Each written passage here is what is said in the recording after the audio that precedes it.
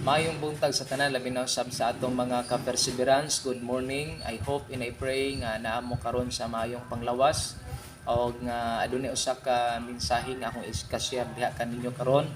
Kini nga mensahe igsoon aduna ni siya makahuluganon nga ah, pulong nga naa sa Bible igsoon aron nga ikaw gako maka-alkontra taliwala sa adlaw-adlaw nga giatubang nato nga mga hagit sa atong kinabuhi. Ang uluhan sa atong nga mensahe karon pagsulay og tentasyon. Walay usa ka nato higala igsoon ko nga wala gyud maka-encounter og mga pagsulay og tentasyon sa kinabuhi, no? Kitang tanan nakasinati ta og mga tentasyon pagsulay sa atong kinabuhi. So isip usa ka Kristohanon adunay mensahe ang Dios sa matag usa ka nato. Tungod kay labaw sa tanan ang atong kinabuhi dili gyud pwedeng malayo diha sa plano katuyuan sa Dios sa matag usa ka nato.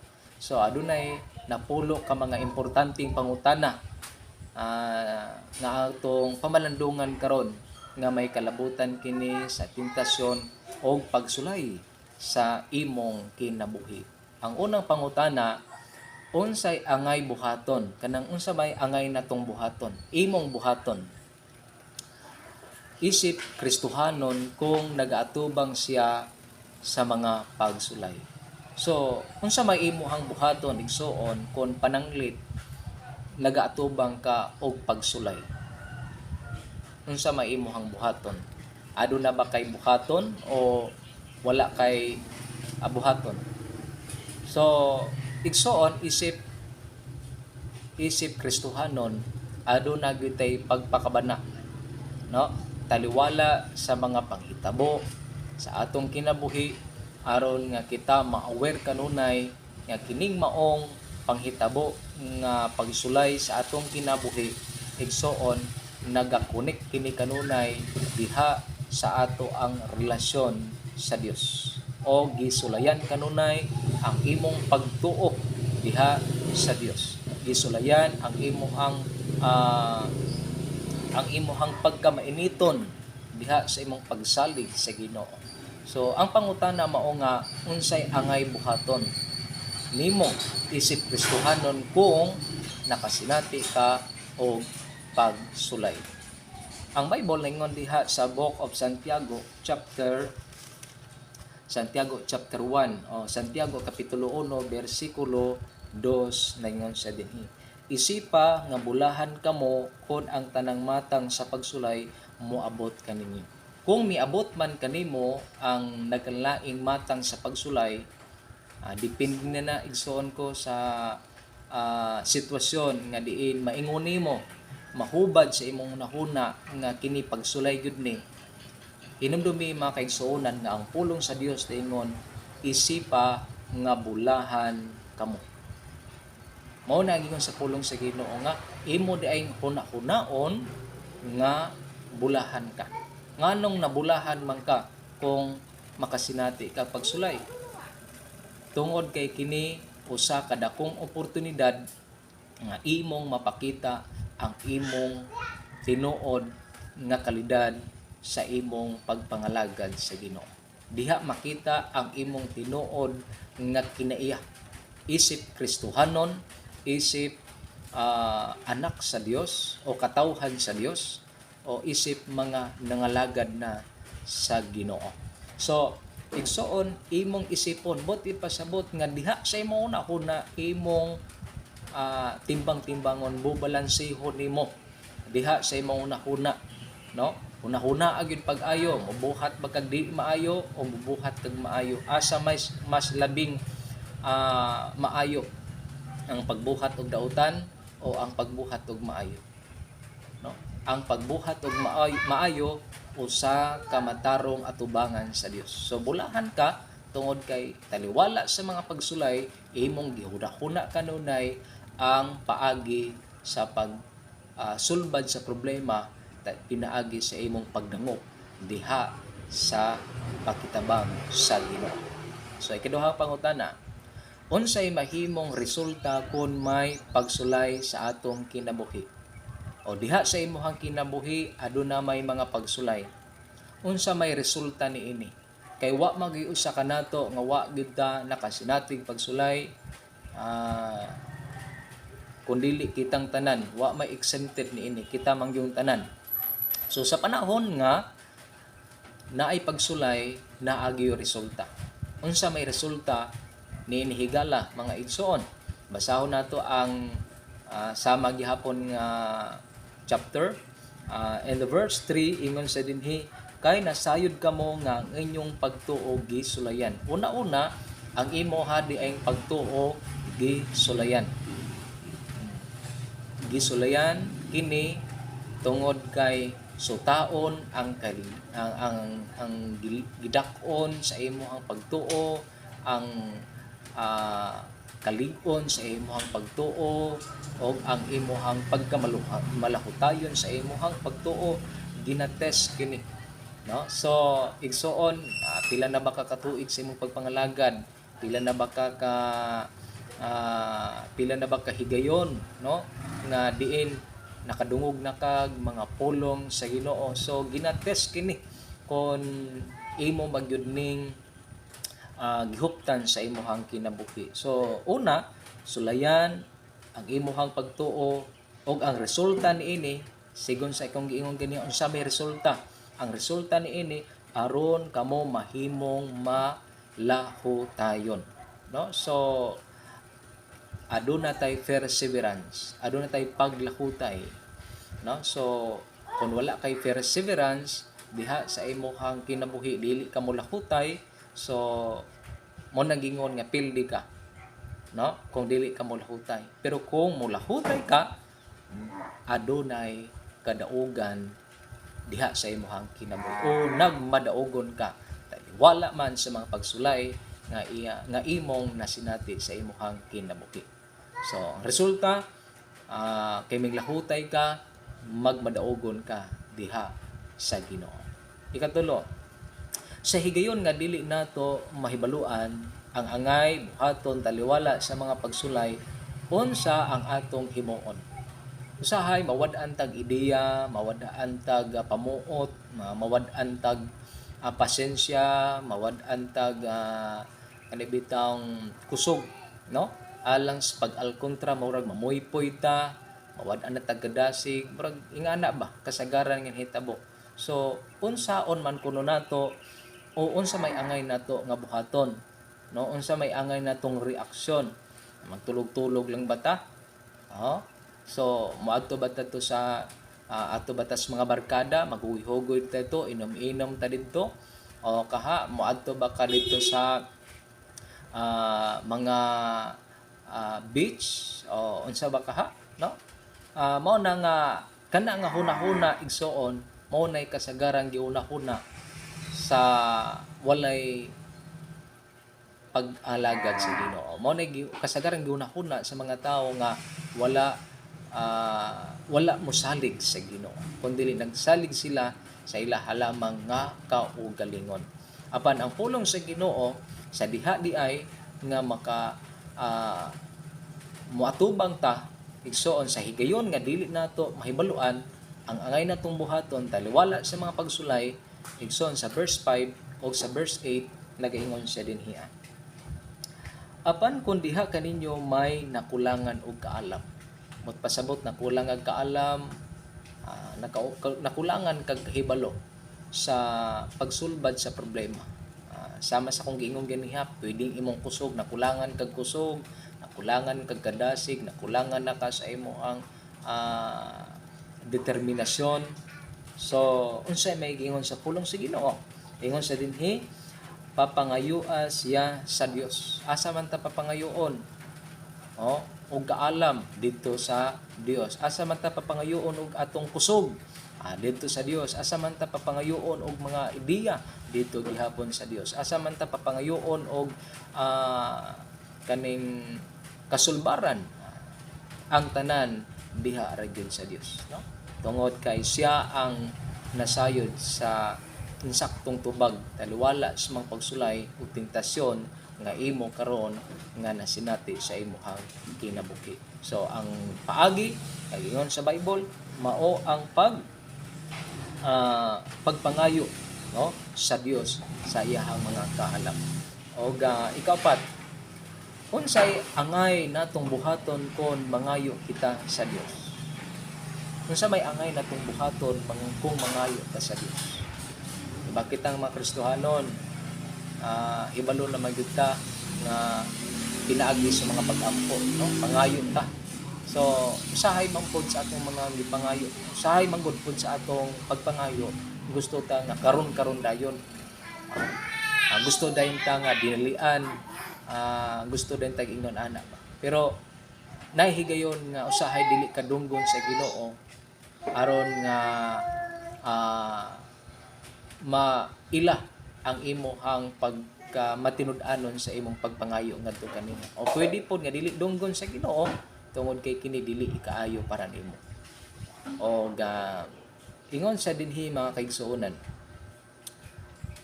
So sa in the verse 6 ingon sa dinhi.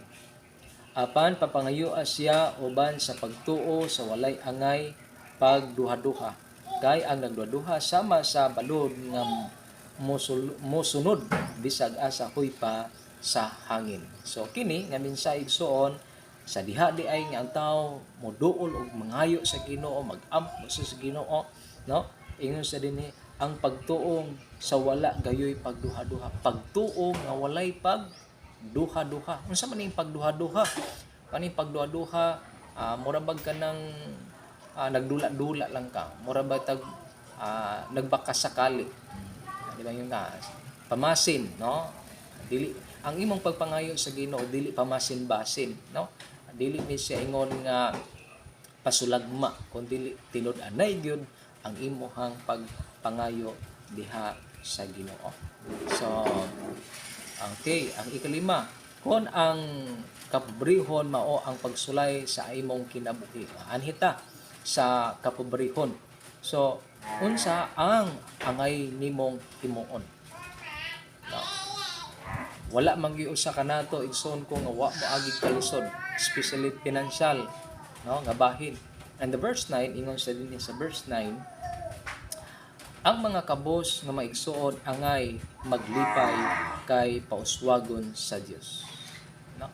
Ang pulong sa Ginoo naingon siya nga pauswagon sa Dios. Kinsa man ang pauswagon sa Dios?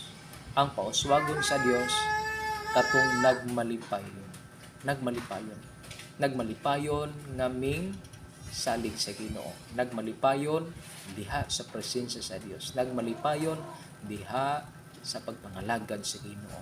Kabos ka man, pobre ka man, basta magmalipayon ka sa imong pagpangalagad sa Ginoo, wala ka nagbagulbol sa imong pagpangalagad sa Ginoo, wala ka magduduha sa imong pagpangalagad sa Ginoo. Ang pulong sa Dios nag-ingon iya kang pauswagon. Bot pasabot mo uswag ka, mulambok ka sa hibalo, mulambok ka sa imong pagsalig sa Ginoo o adunay maayong resulta, no, ang imo ang relasyon diha sa Ginoo. So dili ka malayo diha sa presensya sa Dios kun dili mahimong suod kaayo ka diha sa presensya sa Ginoo. Ay kaunom, kung ang pagpaubos kanimo tungod sa imo ang pagkaadunahan mao ang pagsulay sa imong kinabuhi. Unsay angay nimong buhaton kung panlanglit dato nakakaayo, kwartahan nakakaayo, daghang kag kwarta, no? So milyonaryo ka na miabot ang panahon nga gisulayan ka, no, na ang imong negosyo na bankrupt, no, ang imong mga wa gyud maayong patigayon ngun hitabo sa imong mga business nimo. So unsa may imong feeling ni ana? Siyempre mabati kag kaguol, mabati ka og kabalaka, no? Mabati ka igsoon ko og kanang hunahuna nimo nga murag wala na may presensya nga sa Ginoo nga naglihok diha sa imong kinabuhi. So usahay mao nay kasagarang bation sa tao. Pero unsa may gingon sa Bible igsoon kon kini mao may masinati niadtong mga um, adunay adunahan, no, or mga pagsulay sa mahitungod sa ilahang mga pagpanginabuhi. So ang verse 9 and the verse 9 is igsoon, and the verse 10 ingon sa dinhi sa verse 10. No? So sa verse 10 ingon sa dinhi mga kigsuonan.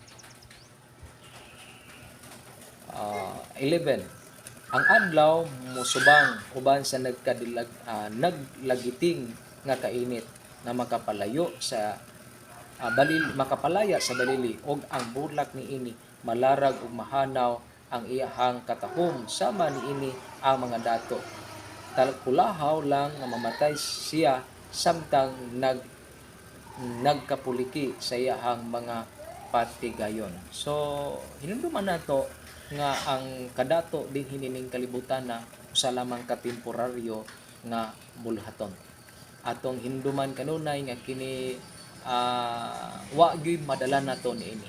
Inilaman ta ang kadato din sa kalibutan apan ang pagkadato diri sa kalibutan usa lamang ka temporaryo.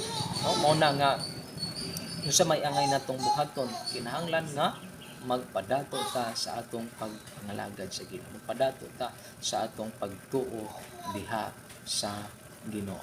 So gala igsoon, no, atong hinumduman kuhaan natong mensahe ang kinabuhi ni Job.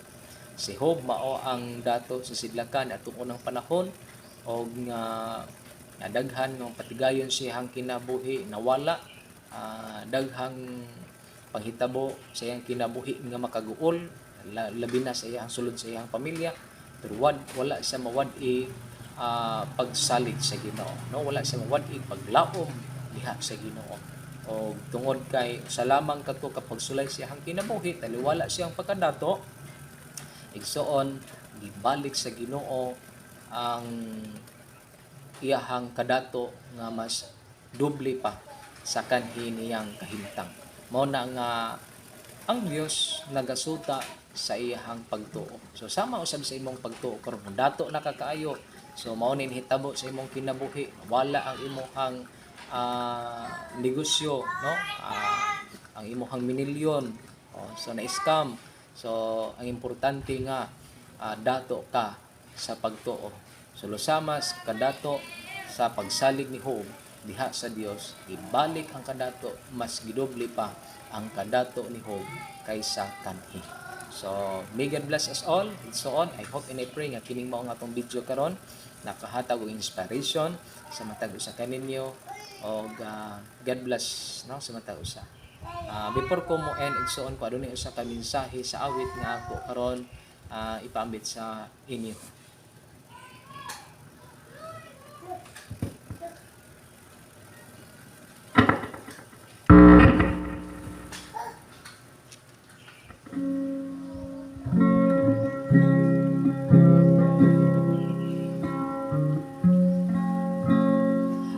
Pure heart, that's what I long for. A heart that follows hard after day. A pure heart, that's what I long for. A heart that follows hard after day. A heart that has your words, so that sin may not come in. A heart unsanctified to the one who rules and reigns.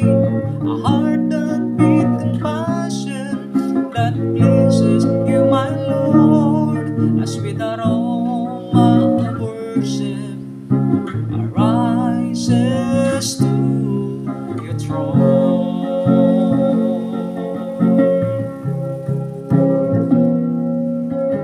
Your heart, that's what I long for.